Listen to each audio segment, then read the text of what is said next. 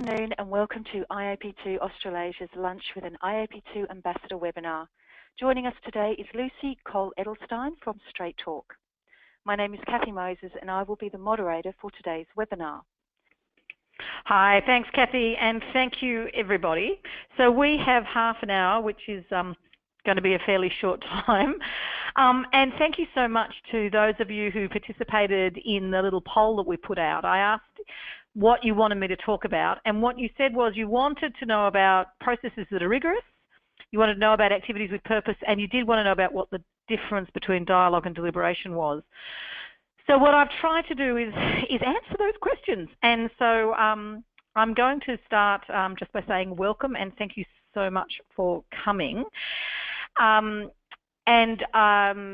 This is my first opportunity to do this, so if I'm a little bit kind of clunky, I apologise in advance. Okay, so I thought that we would start with a quick poll, and you can apply the poll. I'm sure Kathy will come in and tell you how to apply the poll, but these are the questions, just so that we've got an idea of who is on the call. So, Kathy, what do they have to do in order to vote? Poll open. Okay, so yes, the poll's open, so they just need to select which sector they're from, and then we will see the result. Okay, excellent. And great. So if you all just want to vote. Yeah, everyone's kicking in. It's fantastic. Almost 71% people have voted. It's moving up. Almost finished. We'll just keep going for a second. 81% voted. Just a few more. Okay, we'll close off there, Lucy, and then I will give you the results. Fantastic. Thank you. Okay, and the result? Fantastic. Okay, local government, state government in the room, 72%. Utility, right. Infrastructure, construction, 6% are in the room today. Consultants are 17%. We don't have any representation from student academic interested here at the moment, and then we have 6% from a community member participant.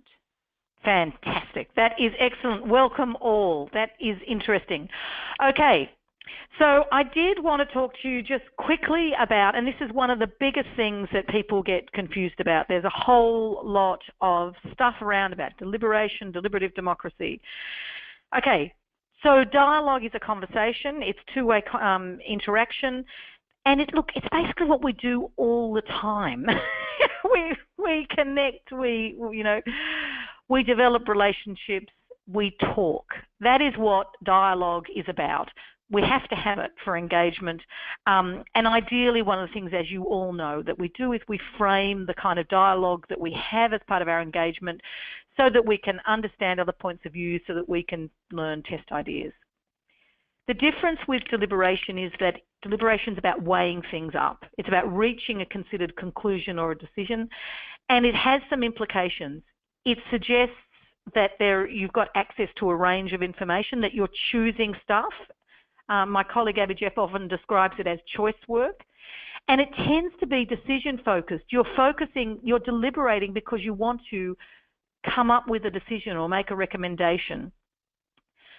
In engagement, it describes two approaches. There's deliberative engagement, and that is what we do a lot, which is where we want people to weigh up and consider things differently.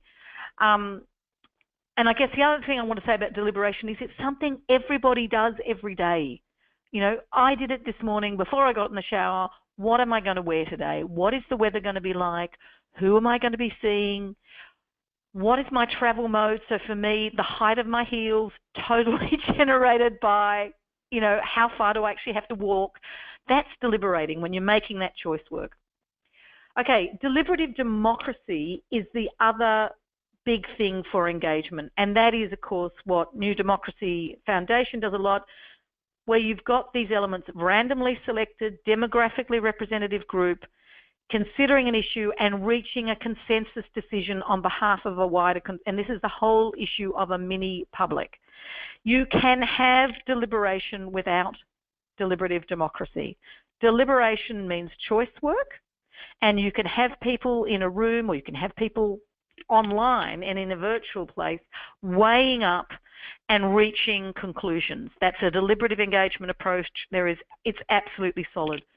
You may want to have a deliberative democracy place where people are demographically matched so that you've got a mini public, and the decision or the recommendations that they're coming up with are made for the greater good. They are deliberating on behalf of all the community who are not in the room, and that's the significant difference.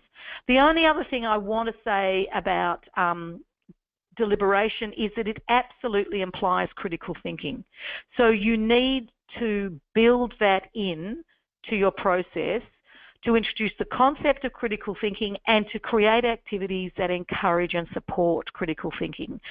And I don't want to go too much into that now, but the real difference between deliberative approaches is that we're not asking people to respond off the top of their head. We are very much asking them to think deeply and consider thoughtfully before they reach a conclusion. So you can't have an intercept activity which is deliberative. You can, however, have a deliberative process which doesn't include random selection, and random selection on its own does not mean deliberation. So that, I'm hoping, has helped things out a bit. Okay, why is it so sexy and important for engagement? Look, there's no doubt it gives us a really rigorous approach to informed decision making, and it is based on balance, and it also provides transparency and demonstrates trust. And so those elements are the things you should be considering about whether this is the right process to be going with for you. And there's lots of different ways that you can do it. Okay, so we do have some times. Are there any times for are there anybody who's got any burning questions about deliberation or dialogue that you want me to answer? Just type them in and Kathy will come back to me with them. And I'll just give you a moment to do that. Kathy, you can just indicate to me whether people are asking questions, because if they're not, I'll move on. Sure. We don't seem to have any at the moment, Lucy. Great. We have sent a prompt out to people, but yet. Okay, so I'm hoping I'm not speaking so fast that you're all sitting there in stunned silence. I'm going to move on. Please just type up questions if you have any for me as we go along. I mean, and you know, tell me if if I'm telling you the bleeding obvious, tell me, and I won't do it. This is half an hour of your time, and I want it to be as useful as possible. Okay. I guess the biggest thing that I'm often asked about is, how do you design a process that's rigorous? How do you design a program of activities that you can have confidence in, and that you can present the answers to with the confidence that you've heard from everyone? So Rochelle in my office developed this wonderful peace sign. It seems to me that there's three really important parts of it. There's purpose, people, and project. If you are clear about your purpose of engagement, everything else can fall out of that. And it's the biggest thing that I find with clients, that they're really not clear on why they're doing their engagement and what it is that they want to get out of it. They know they've got to do it, and they want to do it, and they want to do it well, but they're not necessarily really clear on what the purpose is. I've linked purpose with goals and evaluation here because that is it's the number one way to introduce some rigor into your planning. If you set goals can be measured. You will then know whether you have achieved what you wanted to achieve. And I'm going to talk a little bit more about that later. We've got this slice of the pie called projects, and I've said that project plus key messages equals communications, and I'm not actually going to delve into that in any great depth today. I have been a really reluctant adopter of more traditional approaches to communications planning around engagement. I have been very wary because I'm very anxious about spin and about how we manage our engagement processes so that we don't actually guide or direct or force people into a particular direction. But the reality is particularly these days, how we craft our messages is really important. I'm not going to talk about that slice of the pie today. I'm happy for you to send through questions to me and talk about it at a later date. The other big important thing for me, though, is people. And what I've said here is if you're clear about your people and your purpose, then you can design activities. So this thing of purpose plus goals and people plus purpose is what I really want to focus on today. If you get this right, you'll get the rest. The rest of it will fall. Okay. Activities match the stakeholder group. The biggest thing that I see is we focus on activities first and people second, which means that we design activities that work for us, or we design activities that allow us to present the information that we want to present, and they're not actually that great for the people we want to engage with, which is why we stick with drop-in sessions, workshops, those kind of things, which are not actually all that accessible to most of the population. On top of that, we need to focus and hear the voices of the engaged and the disengaged. So we know that the people who are motivated will get involved, and we've got to listen to them, but we also need to listen to everyday people.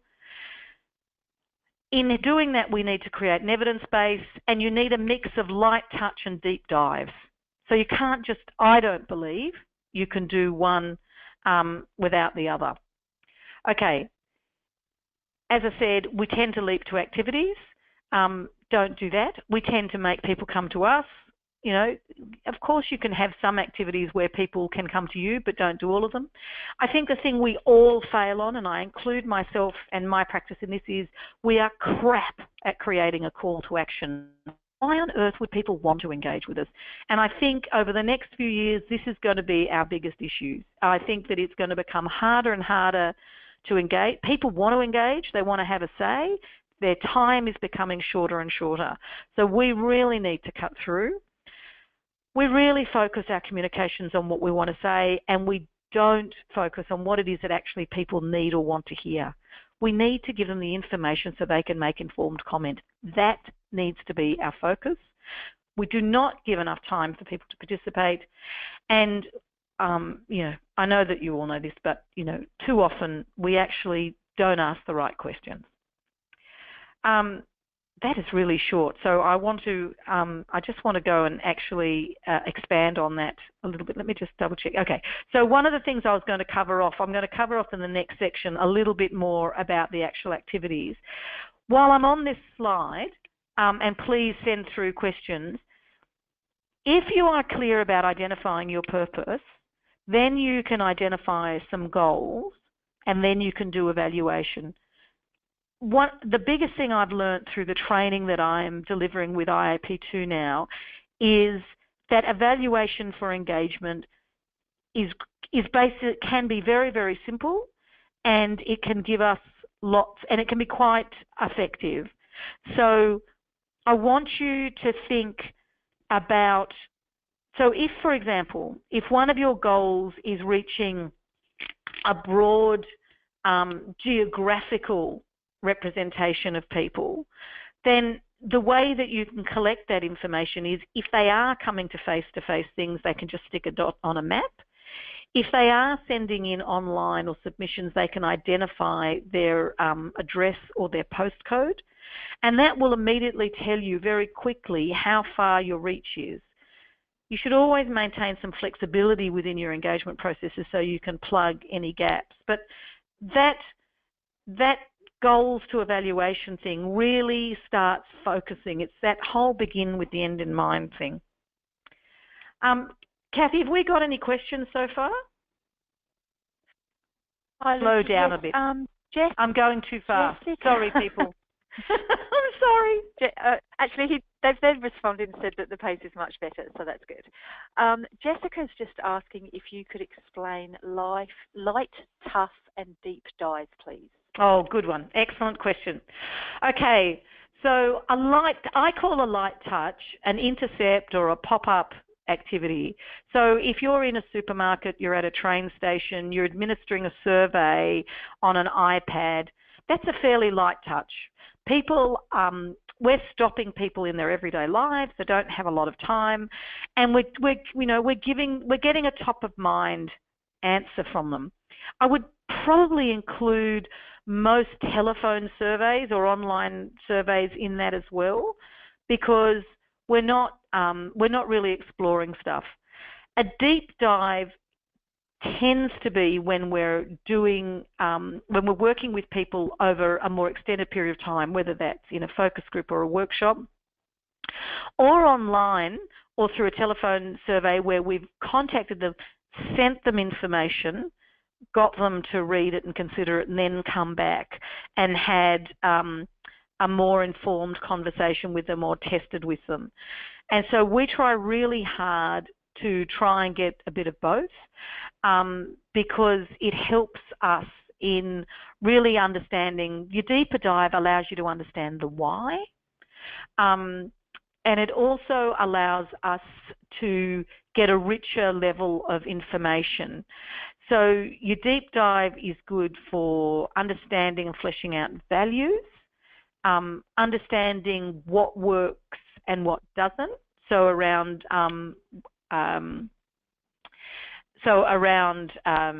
options and things like that.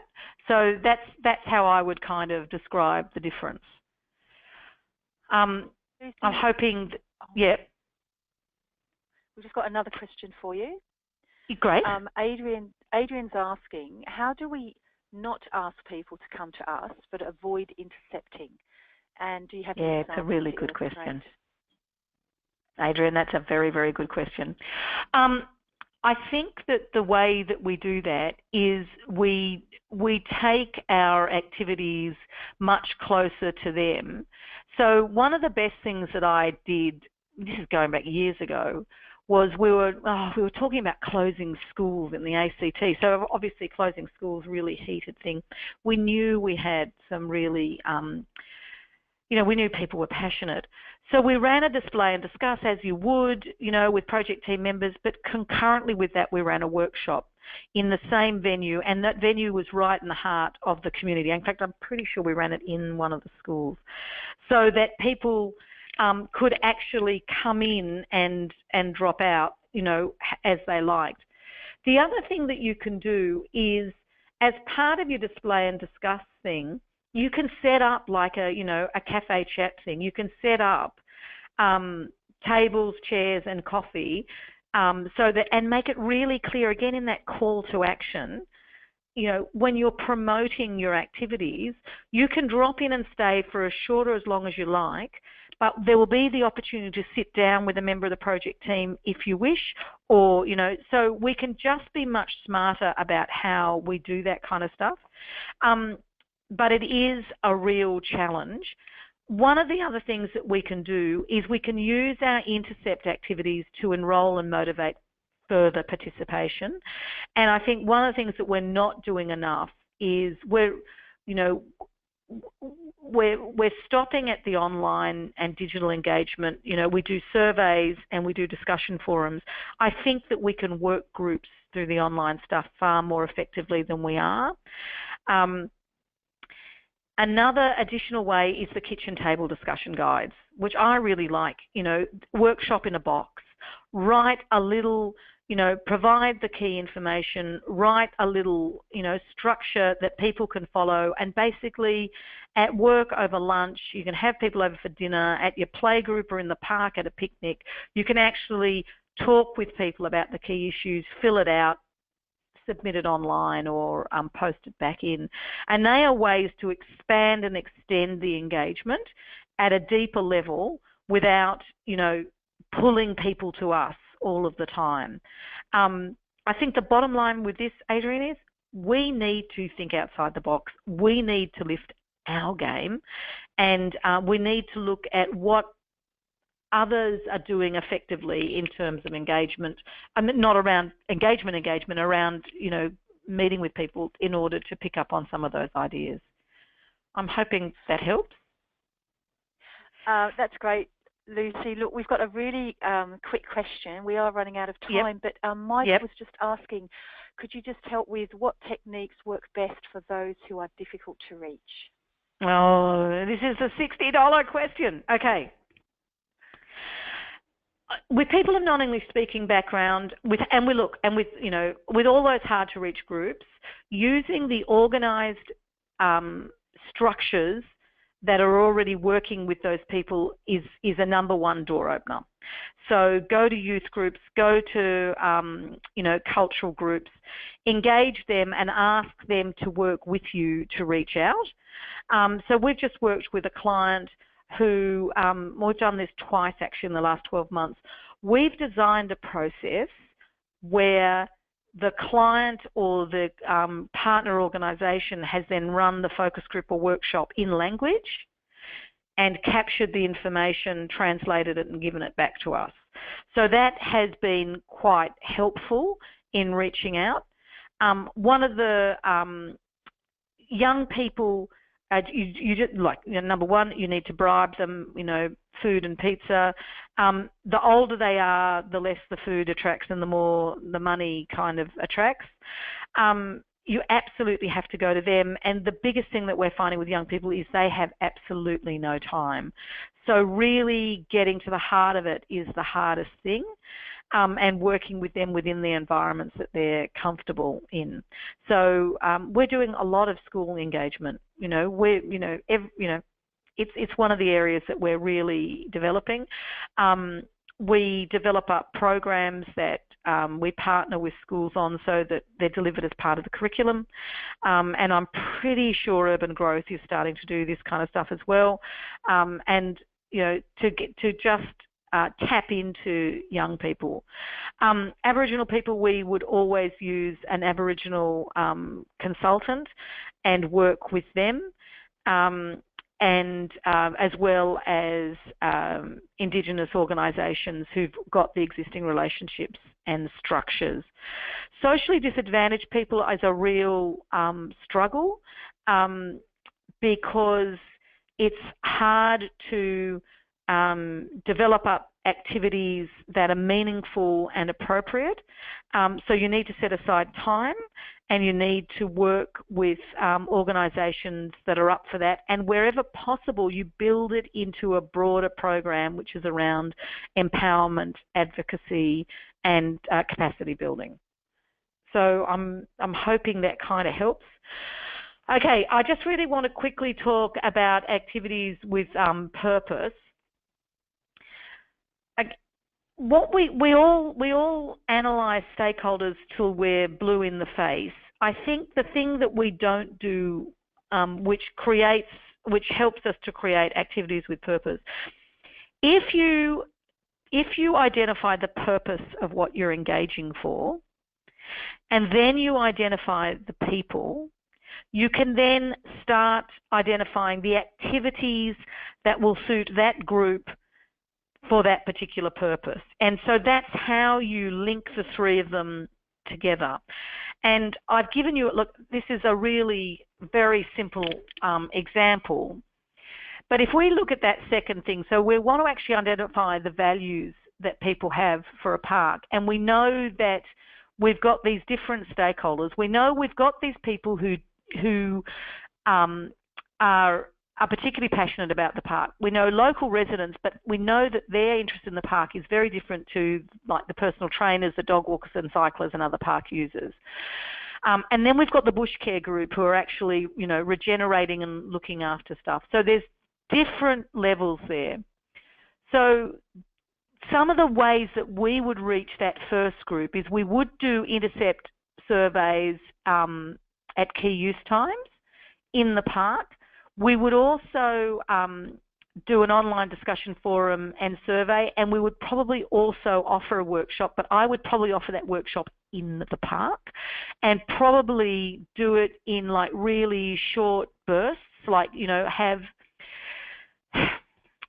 either run the same short activities a number of times across a period of time, or run different focuses a couple of times during the session. And I would run all these things more than once because I don't, like all of us, like I'm an early morning dog walker. I walk my dog between 6 and 6:30 every morning. I meet the same people more or less. there's a whole heap of people in my park who only walk at night. So if you run something, if you do your intercept surveys at 6 o'clock, great, you're going to get me in the morning, but you're never going to get those nighttime people. At the same time, there's people who use our park only on the weekends.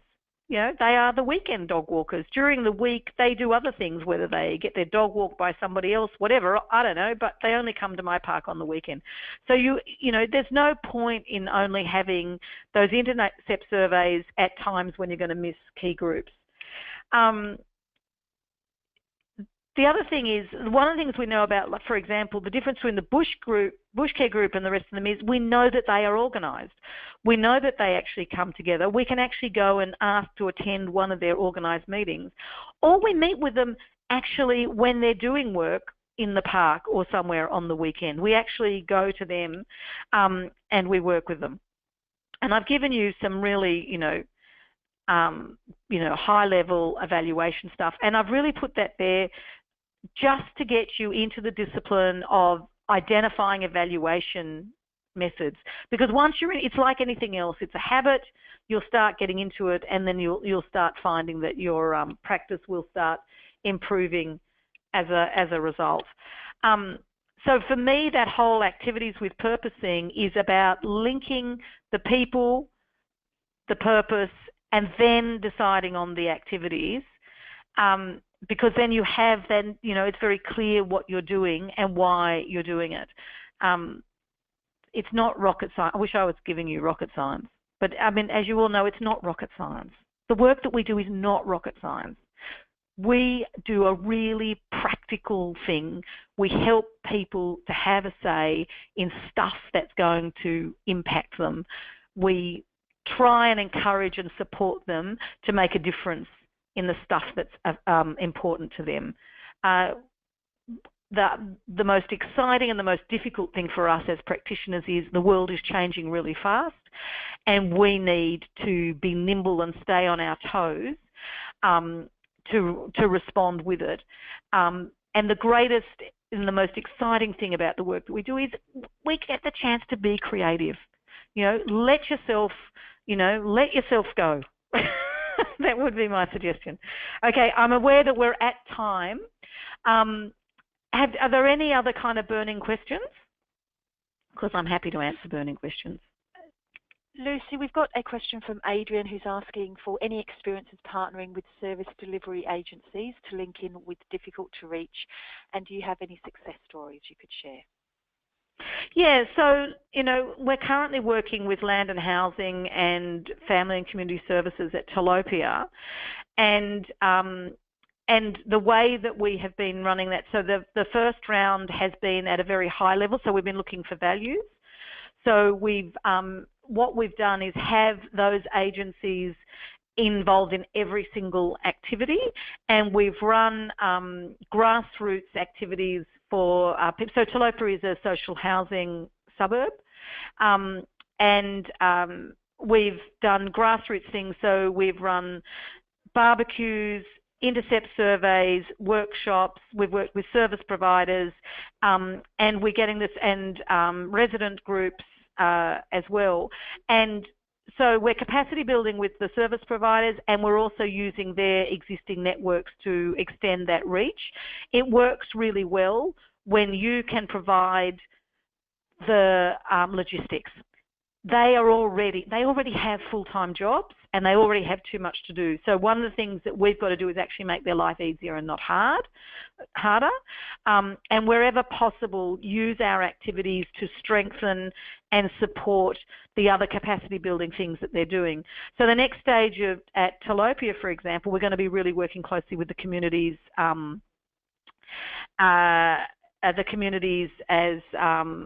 I can't remember the name for it, but the program that's in the school, which is around building the community capacity there, so that we reach the parents of school teachers, of school kids and things.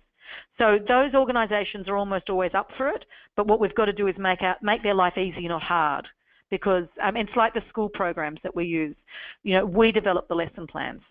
We ask what would be helpful for you, and so that actually solves a problem for teachers as opposed to create a new one. Does that help, Adrian?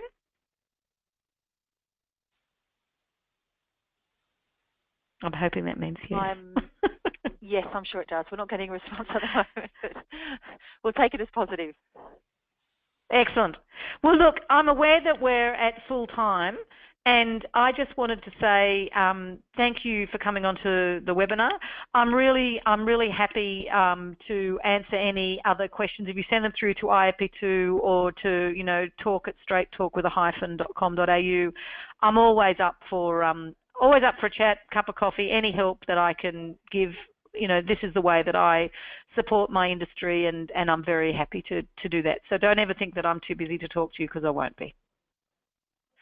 Thank you, Lucy. That's fantastic. Look, we'd just like to thank you for sharing with us today. It's been extremely insightful, and we really do appreciate the time and the effort you have gone to put this great presentation together. And on behalf of IAP2 Australasia and Lucy, thank you to you all for attending today's event, and we appreciate your contribution.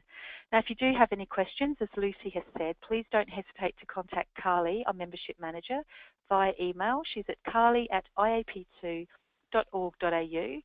Now, once you leave today's webinar, you'll receive a survey on today's presentation. If you could take a few moments to complete the survey, it would be greatly appreciated, as we really do value your feedback. And then you will also receive a follow-up email in the next couple of days with a link to view a recording of today's webinar, as well as an invitation to register for our next webinar, which will be with Jan Taylor from JTA Australia. Now, she will be presenting on the topic, Embracing Community-Owned Solutions. Once again, on behalf of IAP2 Australasia, big thanks to you, Lucy, and thank you to all our attendees today. We wish you the very best for the rest of your day. Thank you. Fantastic. Thanks everyone.